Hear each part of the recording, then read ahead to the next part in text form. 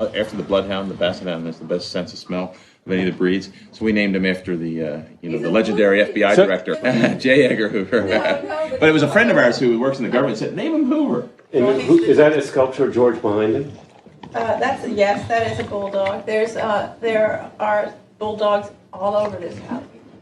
Wow. So, but he's doing pretty well. He's highly medicated, and he's a high maintenance. So he has 2 forms of medicine for that, and he has arthritis medicine, and he has bone building medicine. But he's had everything in the book. If you really want something that's going to bring the crowds in, if George starts to fart, and he's a major fart. I don't mind George farting in the office, except when I'm tasting it off from my mouth. Is that true that your nose is insured? Mm-hmm. Yeah.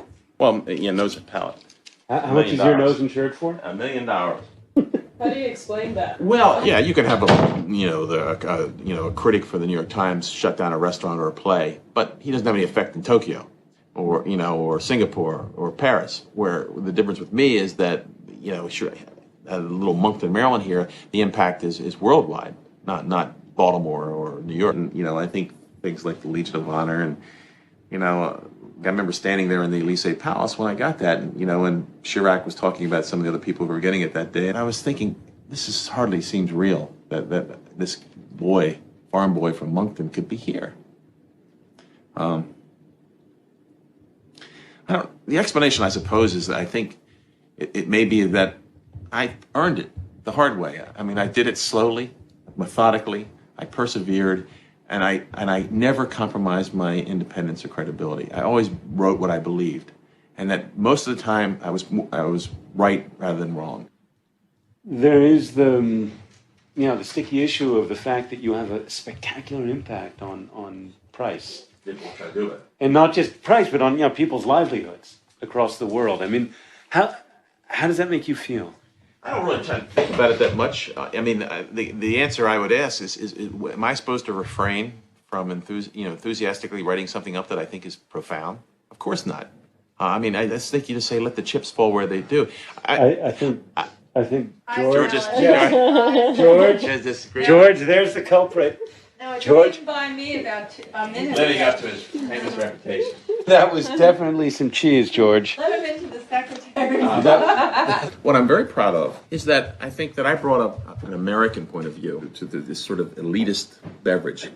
And particularly in France, I suppose, where there's so much invested with these old families that many of them go back to pre-revolutionary times and have these noble estates and this incredible heritage and history.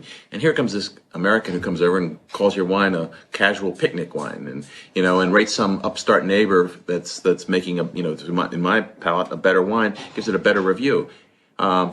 This is incredibly unnerving. I think the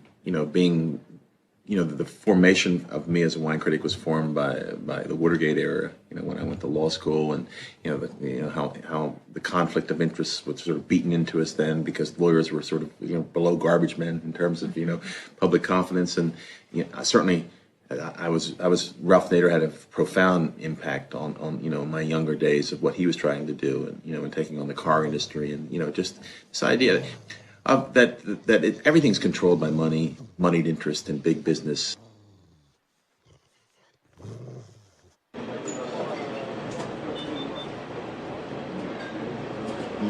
Par son amour du Bordeaux, parce qu'en fait c'est uniquement lié à son amour du Bordeaux, parce qu'il adore Bordeaux, il a fait du bien à ce vin de façon incroyable. Et dans le monde entier, pas seulement qu'aux États-Unis.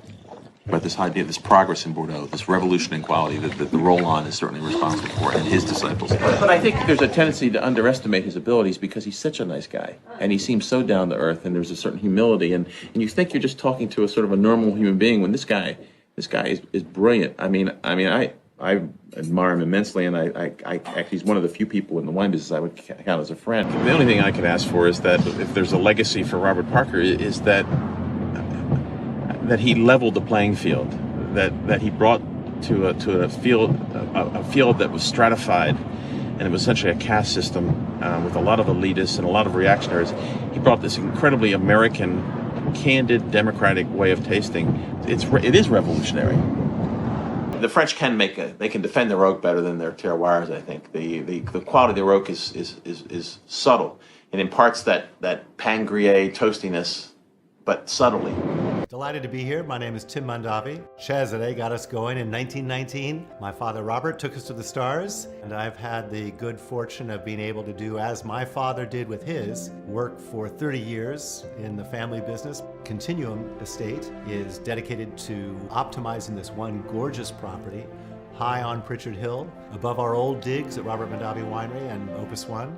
I have loved the wines of Burgundy and the philosophy of Burgundy that honors the individuality of site. And it's that philosophy of honoring that site that gave me the commitment to find this gorgeous vineyard that we now have. So we are on the east side of the valley, facing westerly and southerly. Our property is 173 acres large, 1,300 feet to 1,600 feet of elevation. We have 62 of them dedicated to vines. We have 4 varieties of grapes. 55% of the vineyard is planted to Cabernet Sauvignon, 25% to Cabernet Franc, 15% to Petit Verdot, and 5% to Merlot. So it gives us the opportunity of optimizing this fabulous mountain fruit. We raise our wines naturally. In the cellar, we're far more Bordelaise in that we have 75% of our fermentation vessels are oak tanks. We have reduced the amount of new French oak to allow this iron-rich volcanic soil to show through and envelop this garrigue that is there, or the chaparral. We handle the wines in a more Burgundian fashion, meaning very few rackings, 2 to 3 rackings. We bottle without fining and without filtration in order to retain the body and the richness and the expressiveness of the wine. The wines that embody the best are those that are more approachable when they're younger because they're ripe. They envelop the tannins, they envelop the acidity. They're just more pleasing, they're more fragrant, they're more generous, and I am confident that our children will take it even further. I'm very fortunate in that all of them love what we're doing and 4 actively involved with us. I think what makes a great wine, a fabulous estate with a clarity of focus, a team that is dedicated to that, and a commitment to have our wines be recognized among the very best in the world. And came, and so anyway, found that. Hi, Tim. Well, how are you? Super, how are you? Great, thank Much you. more interesting subject than I am. It's interesting that the most open-minded people are less worried about competition. Unfortunately, there was a mayoral election, and a communist mayor won, and the mayor that we had associations with left, and this new communist mayor said, we don't want any more globalization, no to Denon, no to Mondavi. And we said, fine. This was the only area in all France that elected a communist mayor. And that mayor and a couple of the local producers were against us. And I think that there was a combination of jealousy and fear that we might do something there to produce some great wine. Through the globalization, if you will, of wine growing and the communication of what's going on in the new world and the old world, there's a renaissance going on right now in Bordeaux of upgrading the facilities and realizing that they can't just do things traditionally. Tradition's great, but it needs to be complemented with the modern technologies. I mean, Tim really respects Parker's wine knowledge, and I think vice versa. Parker really respects Tim's wine knowledge and the family's dedication. Robert Parker wrote very bad about Mondavi company. Was in December, and I met him in maybe February, beginning February, and it was a moment where Tim was really disturbed by the media and the problem in market because Parker is so strong in market. And the wine sales was going down. Well, it wasn't just a spectator. I think Robert Parker was as well. And I think that, I talked to Bob about it. And he said, we hold you to a higher level. And I said, I appreciate that. I'm sorry that you were disappointed at a few things. But at any rate, when we were together earlier this week, things were very positive. Et Donc c'était 2 mois après cet article. Et 2 mois après cet article, il m'a dit, il faudrait qu'on se voit quand même pour les États-Unis parce que je pense qu'on devrait aller pour Mondavi aux États-Unis. Mais est-ce que Mondavi savait que vous étiez ami avec... Oui, bien sûr, tout le monde, je crois que c'est de notoriété publique, mais vous savez, je suis ami avec Parker, faut mettre les choses au point. C'est vrai que je suis ami avec Bob, parce que c'est pareil, on se connaît depuis 20 ans ou 22 ans, donc je suis ami avec Bob. Par contre, ça ne change rien. That has worked to our benefit. I mean, I'm very proud of the fact, not only I'm an American, but that wine writing has become pro-consumer, led by an American wine writing court. And I think this is to the benefit of all wine lovers, that there is no longer, for the most part, a subservient press that is beholden to the trade and exists through the largesse of the wine trade to buy them wine, to buy them meals, to put them up in their chateaus or whatever. We do have a sense of how to make wines that get high scores, and we have these media that are supporting us, like it or not. Well, they accuse that of, I bring the same point up. You know what they say to me? It's a conspiracy. Yeah. They say American journalists are in bed with the American wine industry. Of course they are. To promote something. To sell advertising and whatever else, run their businesses. Oh. I mean, do you think that's true? Well, I mean, I think they have to run their businesses.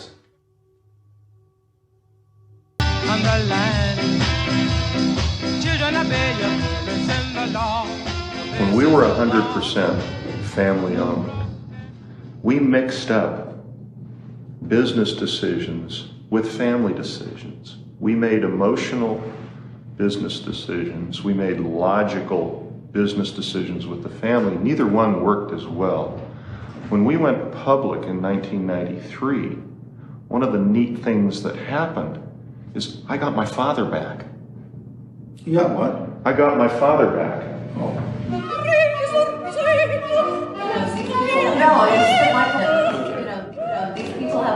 When we found that the local government was against us, we said, let's concentrate where we're welcomed. Let's concentrate in Italy, Chile, right now Australia, and then there are other places of the world in the future.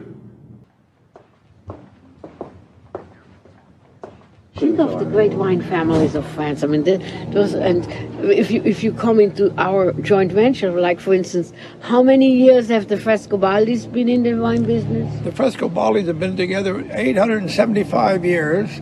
In the wine business, in the banking business, 1,000 years. But not only that. Partners. Yes, and I will say that there's absolutely no reason. I think the wine business has an affinity for family. The reason I went into the wine business is I knew that it had an affinity for family, and the Italians are very family oriented. J'ai vu peu à peu Jonathan, oui. Jonathan, j'ai vu que cette année, au mois de février, c'est de cette année, ils ont pris la majorité de la société, et après un mois, ils ont annoncé qu'ils vendaient le 50% à Frescobaldi. Ça, c'était le scandale. I never saw anybody with a gun to his head. He called us. He had seller's remorse.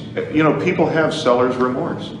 He realized that he had a spectacular jewel after he sold it. Parce que on pense, on n'a pas les preuves, que Mondavi le savait déjà du début, mais ils me l'ont pas dit, sinon je l'aurais jamais fait, vous comprenez. Il avait ça dans leur idée. Parce qu'après la défaite française, le board of directors lui a dit jamais faites plus un investissement à l'étranger sans avoir des partenaires locaux.